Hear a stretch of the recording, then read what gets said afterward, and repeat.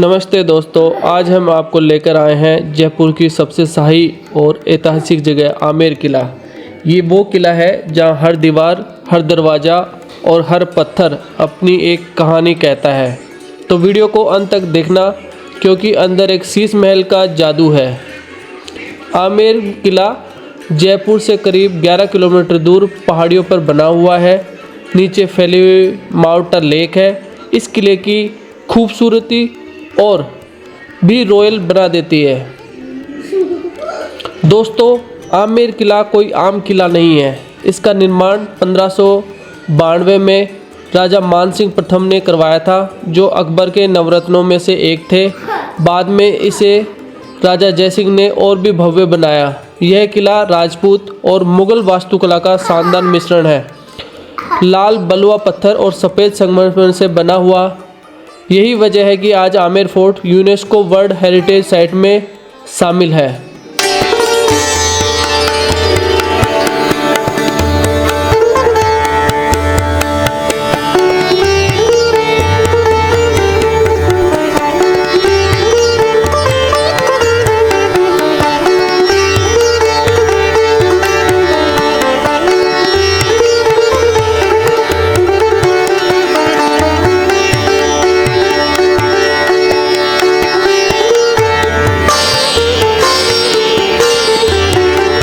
बाकी यार ये पीछे का व्यू आप देख सकते हैं, कितना शानदार व्यू है। मतलब पीछे वो जो दिख रही है आपको, ये वाली केसर कैरी है और ये झील है। मतलब उस जमाने में यहीं से पानी सप्लाई होता था। आप देख सकते हैं मेरे पीछे, और पीछे अरावली पर्वतमाला है जो कि आपको दिखाई दे रही है। तो पूरी दीवार, मतलब पूरी पहाड़ी के ऊपर एक सुरक्षित दीवार बनाई हुई है। बाकी ये रास्ता है, ऊपर इसी से चढ़ेंगे अभी।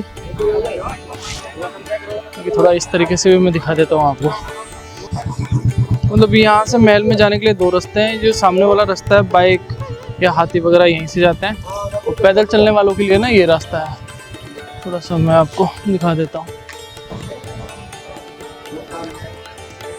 पैदल चलने वालों के लिए ये रास्ता है, देखिए। यहीं से हम लोग अंदर जाएंगे।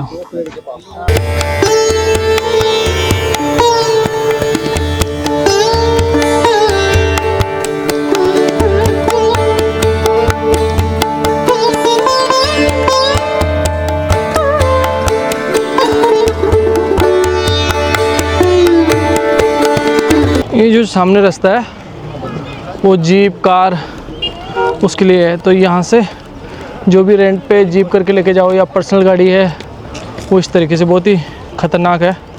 आप देख सकते हैं यार, वो यहाँ से जा सकते हैं। बाकी ये वाला पैदल रास्ता है, और ये जो सामने दीवार है, यहाँ से हाथी जाते हैं। हेलो गाइस, कैसे हो? बाकी ये भैया भी घूमने के लिए आए हुए हैं।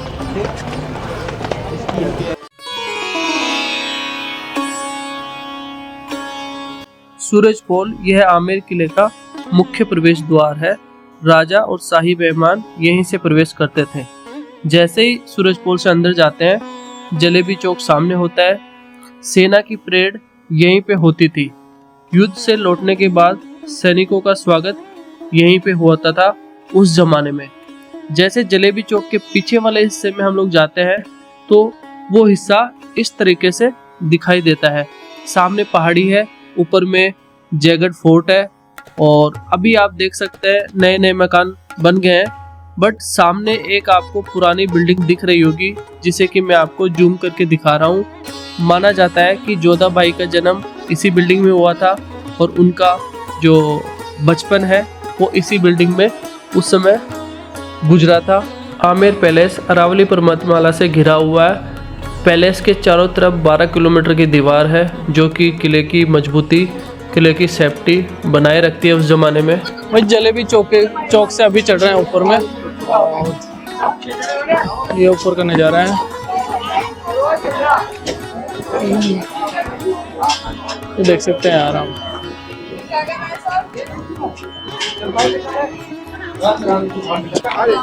बहुत चढ़ाई लग रही है यार। बाकी यहाँ से नज़ारा थोड़ा दिखा देता हूँ आपको।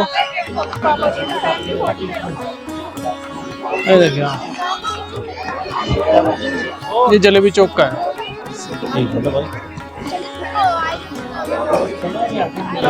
दीवान ए आम का मतलब है सार्वजनिक दरबार, यानी वो जगह जहां राजा अपनी जनता की शिकायतें सुनते थे, प्रशासनिक फैसले लिए जाते थे, कर, टैक्स, जमीन, न्याय से जुड़े मामलों पर चर्चा होती थी।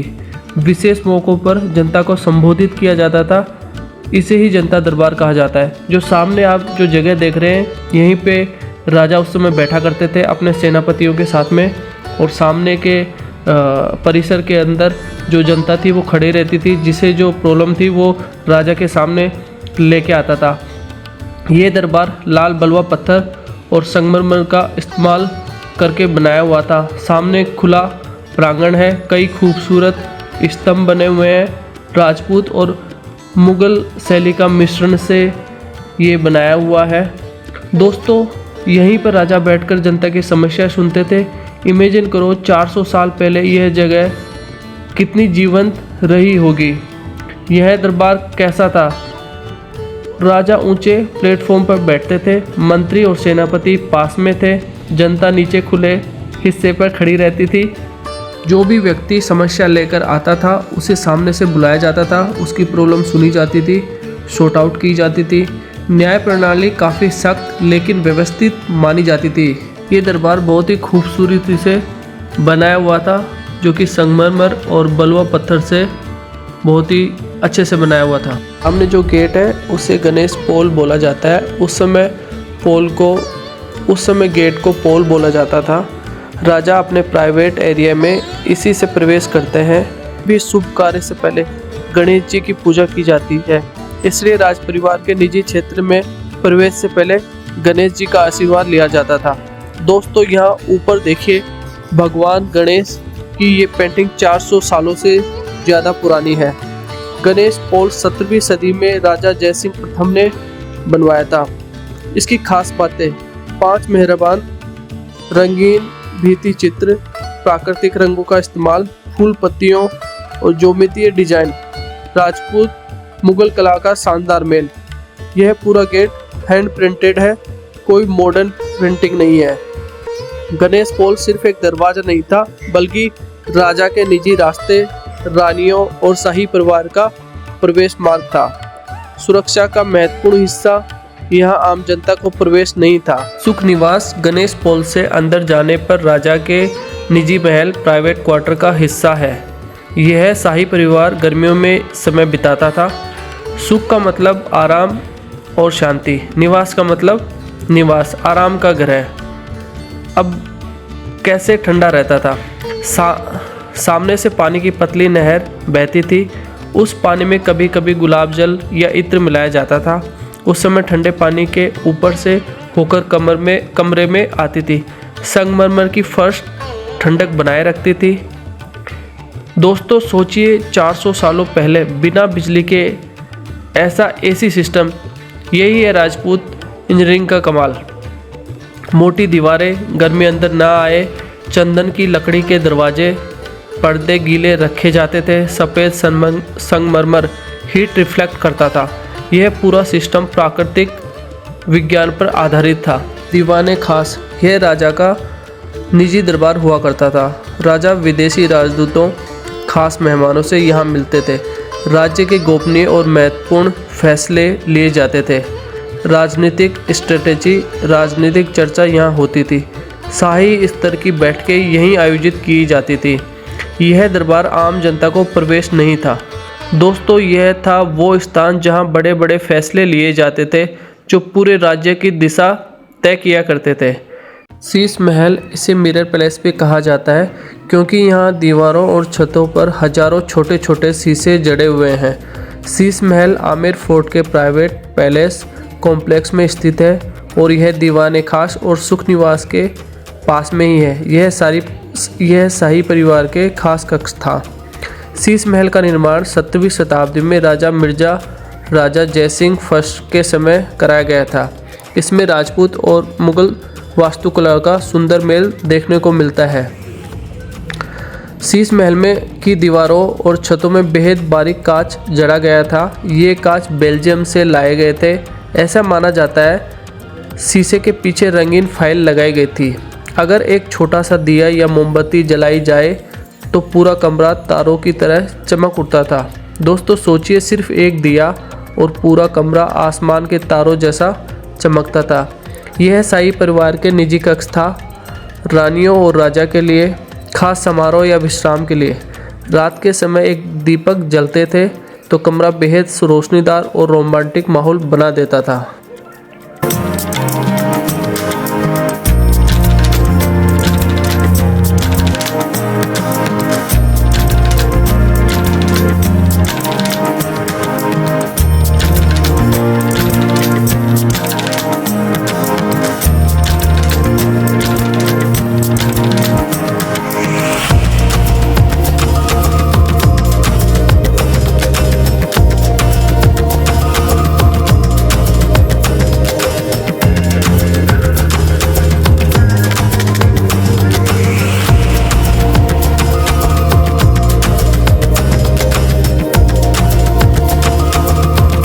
थैंक यू भैया, शेखावत भाई बहुत अच्छा नेचर है शेखावत भाई का।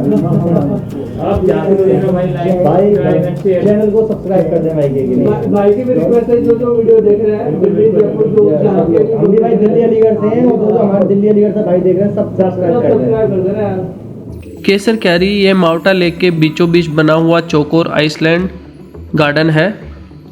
यह बाग माउटा लेक के बीच में स्थित है, ठीक आमेर किले के सामने। ऊपर किला और नीचे पानी में बना हुआ सिमेट्रिकल गार्डन। केसर मतलब सैफरन, कैरी मतलब बगीचे की कैरी। माना जाता है यह कभी केसर उगाने की कोशिश की गई थी। हालांकि राजस्थान की जलवायु के कारण केसर पूरी तरह से सफल नहीं हो पाया।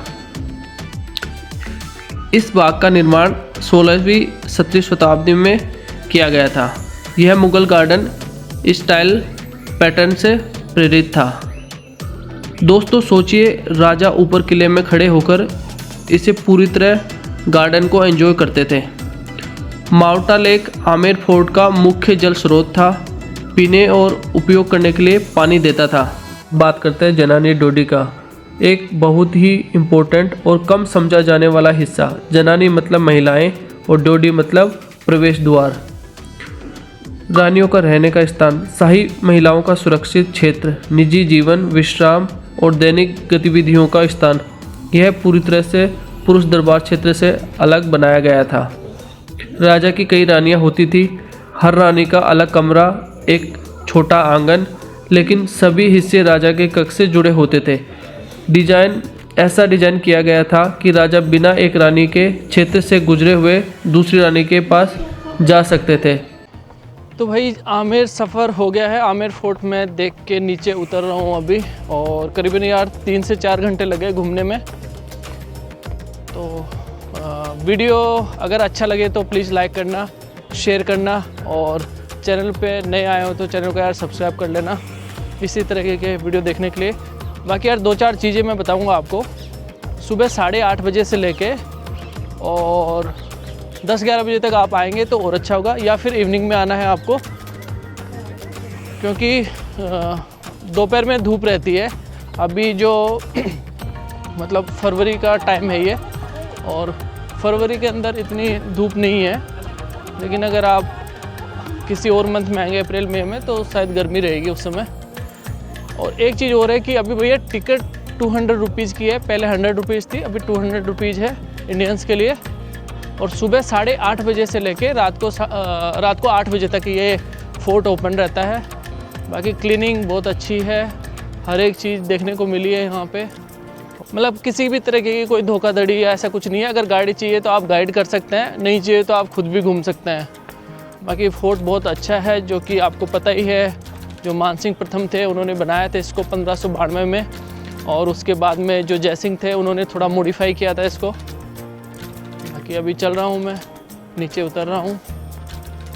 बाकी आने के लिए यह है कि आप दिल्ली या जयपुर कहीं से भी आ सकते हैं। दिल्ली से आते हैं तो आमेर जो कुंडा मोड़ है वहाँ पे उतरना है आपको, जयपुर से ये 11 किलोमीटर दूरी पे स्थित है।